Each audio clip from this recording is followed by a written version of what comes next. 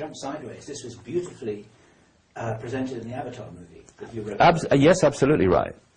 See, I think I'm not saying what James Cameron meant or symbolized by that movie. I don't know. I can tell you what it symbolized to me. And actually, that's a good point, because it relates to where I'm going with this.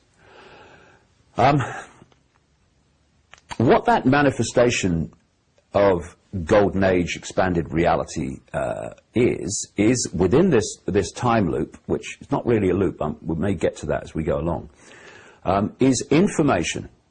An expanded level of information within the construct of this reality, which we decode through into holographic experience, and it's a very different holographic experience to the one we've been having and the one we're having now, because the information construct is very different to the one we're decoding now. What I am saying in the book is something happened in this reality to create what I call a schism. This schism was a distortion within the information construct. And that distortion changed everything.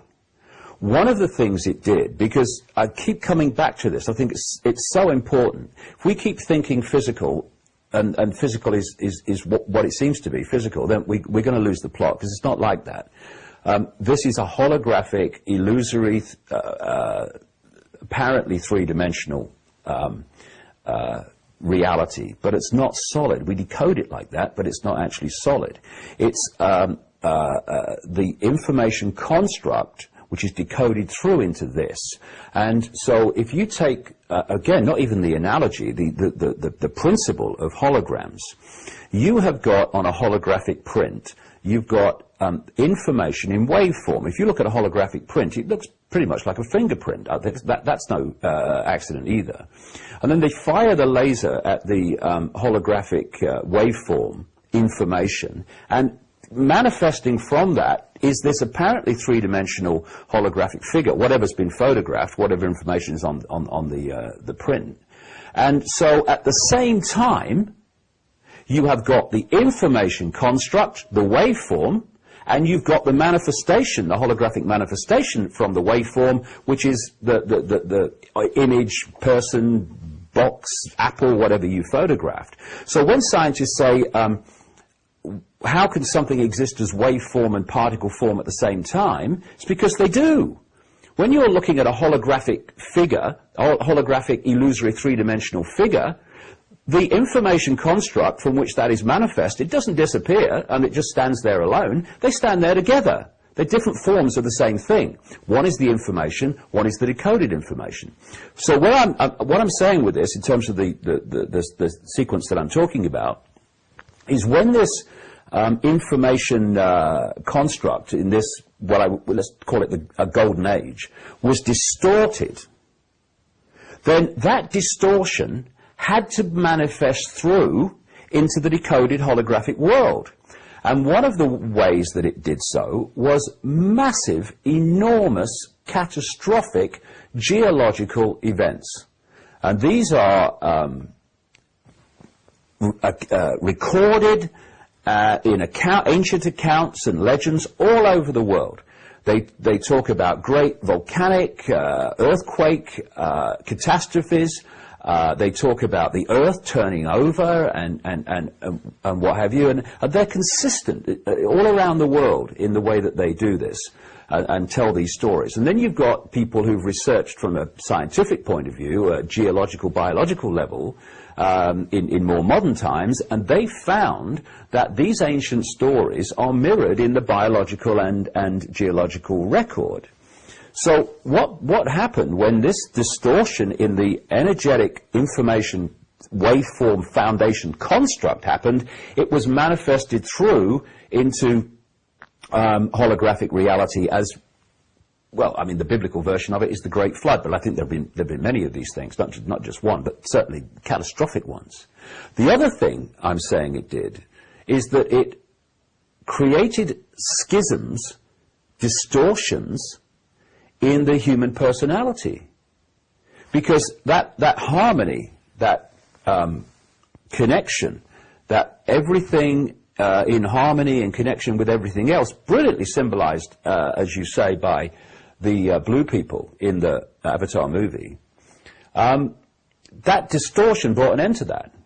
It brought an end to the harmony of the planet itself through the geological etc. catastrophes, but it fractured human personalities. That harmony became fractured. And then we went into all these different emotional states and distortions, again, distortion here, that we see, all the emotional distortions, the fear, which is the distortion, and other low vibrational emotional states, worry, fear, and frustration, anger, hatred, conflict, all this started to manifest.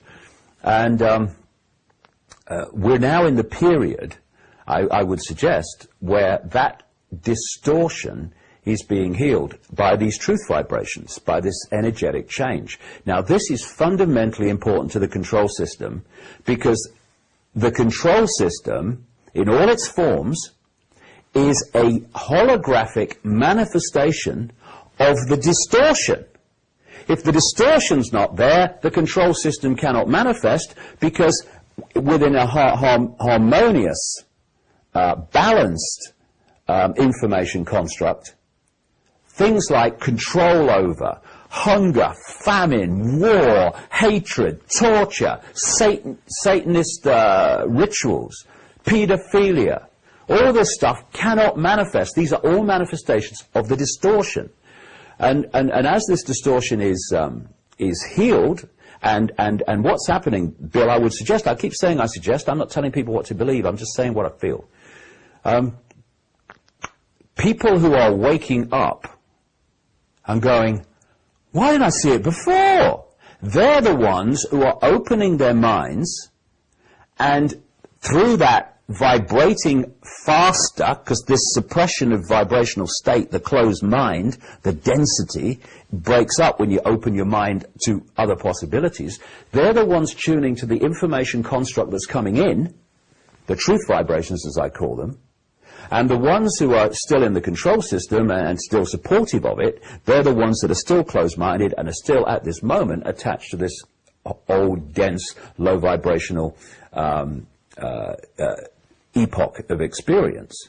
And so, like I've said earlier, as this distortion is healed, its manifestation must fall, because its information construct is being deleted from the system. And so what we're seeing is not, and it may sound strange, but if you follow it through, I don't think it is. We are now seeing the control system at its peak of imposition. It seems to be moving faster and faster, more Orwellian laws and all the rest of it. More and more control. They want the microchips in people. They're moving along that road, that agenda.